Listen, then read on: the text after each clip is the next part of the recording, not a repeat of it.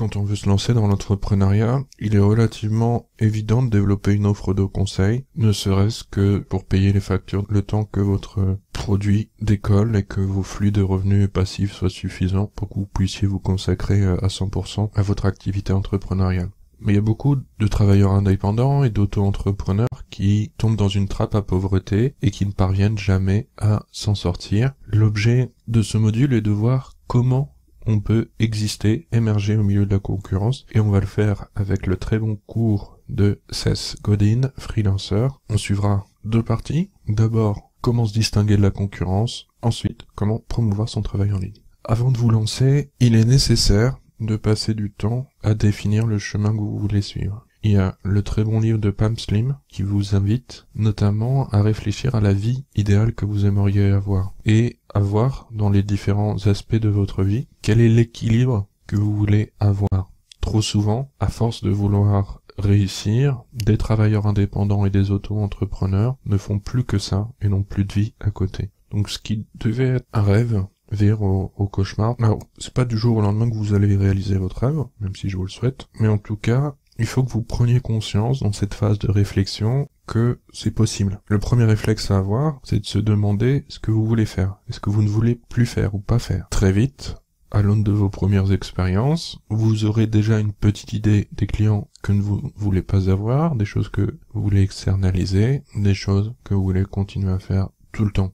Quelqu'un qui veut écrire doit avoir suffisamment de temps pour écrire. Quelqu'un qui a envie de s'améliorer dans telle ou telle pratique doit avoir le temps de s'entraîner. Qu'est-ce que vous voulez changer? Qu'est-ce qui ne va pas dans votre industrie? Qu'est-ce qui ne va pas dans la pratique de vos concurrents et que vous voulez prendre en charge? Qu'est-ce qui va faire que vous allez mettre toute votre énergie et votre passion dans cette stratégie et dans cette volonté de changer les choses? Ensuite, quel est le niveau de risque que vous êtes prêt à assumer? Pensez non seulement à vous, mais aussi aux personnes qui sont liées à votre aventure. Si vous avez un foyer avec des enfants, le niveau de risque ne sera pas le même si vous êtes célibataire et sans personne à charge.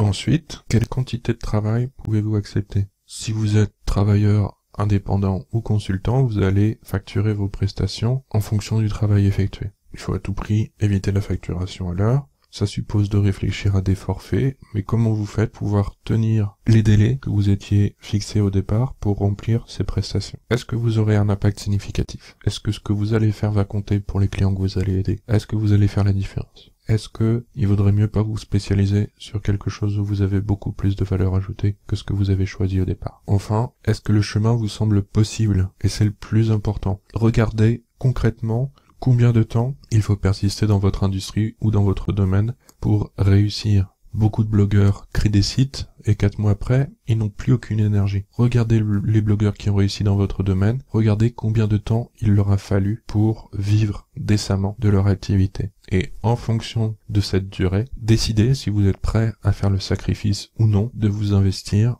à temps complet ou à temps partiel dans le développement de cette activité. Le grand problème des auto-entrepreneurs, travailleurs indépendants, consultants, c'est de rester bloqué au niveau du turc mécanique. C'est-à-dire de ne proposer uniquement des tâches basiques qui sont facilement accessibles pour quelqu'un d'autre sans qualification particulière. Turc mécanique, ce n'est pas une solution. Si vous prenez par exemple les conducteurs de VTC, donc pour Uber, certains sont persuadés qu'ils vont s'en sortir, qu'ils vont réussir à vivre beaucoup mieux qu'un chauffeur de taxi. Mais le problème, c'est qu'ils dépendent d'une plateforme, ils dépendent d'Uber. Et Uber, ce qui intéresse Uber, c'est d'avoir de plus en plus de chauffeurs pour répondre à la demande grandissante. Qui dit de plus en plus de chauffeurs, dit tarifs qui diminueront à terme. Et donc, l'intérêt de la plateforme est contraire à votre intérêt en tant que travailleur indépendant. Donc, bien sûr, en tant que consultant, vous aurez envie de vous mettre au départ sur des plateformes pour consultants comme Elance, Odesk. C'est une stratégie qui doit être uniquement temporaire parce que vous vous rendrez très vite compte que vous allez être en concurrence avec des personnes qui n'ont pas du tout le même niveau de vie que vous et qui n'ont pas du tout les mêmes prétentions salariales que vous. Échappez aussi vite que possible à la tentation d'être un turc mécanique. Ce n'est pas viable. Le deuxième chemin, c'est la voie du bricoleur. Alors là, c'est un peu mieux parce que, vous savez comme c'est, on est tenté d'appeler le voisin bricoleur parce qu'il est à proximité de chez soi. Donc ça peut être une stratégie. Simplement, au-delà du fait que vous êtes à proximité, donc que vous avez la possibilité de servir un marché local, vous n'avez pas d'autre grand avantage, vous proposez un service encore trop généraliste pour pouvoir exister dans la durée. Troisième niveau, l'artisan. Alors là, c'est déjà un peu mieux parce que vous commencez à vous distinguer par vos compétences. Si je vois sans cesse votre nom revenir dès lors qu'il est question de tel ou tel problème, je serai tenté de vous contacter en priorité. On vous appellera pour votre compétence. Ces 3 niveaux sont des stratégies d'entrée. Il vaut mieux entrer sur un marché comme artisan que comme turc mécanique. Mais il y a 2 niveaux sur lesquels on va se focaliser à présent. C'est la capacité à être unique, donc à être tout seul sur votre domaine. Donc ça suppose évidemment d'être très spécialisé et d'avoir bâti une présence pour qu'on vous identifie comme l'acteur unique sur le domaine.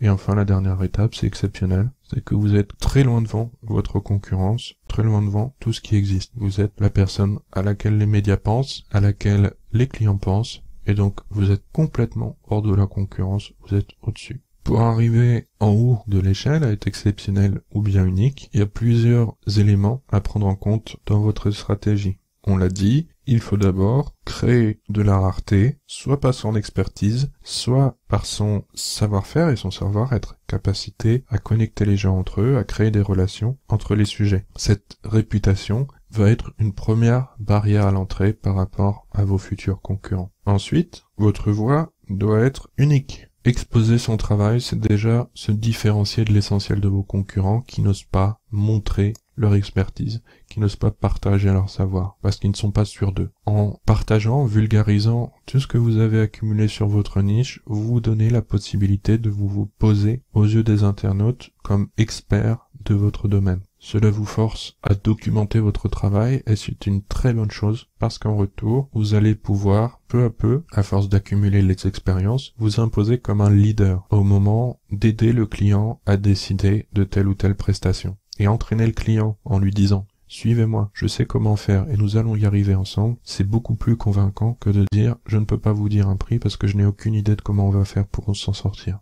Enfin, être leader sur son marché permet de dégager du temps. Et dégager du temps est essentiel. Non seulement parce qu'un travailleur indépendant, généralement, n'arrive jamais à facturer 100% de son temps à ses clients, donc il est obligé d'adapter ses tarifs en conséquence pour faire payer à ses clients ses périodes d'inactivité, ce qui suppose par rapport à un consultant classique dans un cabinet des tarifs 3 à 4 fois plus chers, mais ce qui suppose aussi, pour rester avec un temps d'avance sur la concurrence, de passer au moins la moitié de son temps à apprendre des choses et à se former. Et dès lors que vous êtes leader, ce n'est plus un problème d'afficher vos tarifs. Les clients seront tellement contents de travailler avec vous que d'être plus cher ne sera généralement pas un problème. Et vous pourrez aussi éliminer beaucoup plus facilement les prospects qui n'ont ni les moyens ou qui seraient trop difficiles à gérer dans la durée.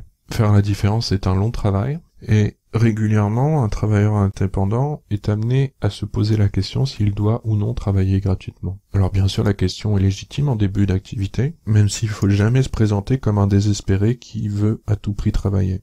Quand on démarre son activité, travailler gratuitement peut être acceptable si, en retour, ça vous permet d'avoir un premier portfolio de clients et puis d'avoir des premières références.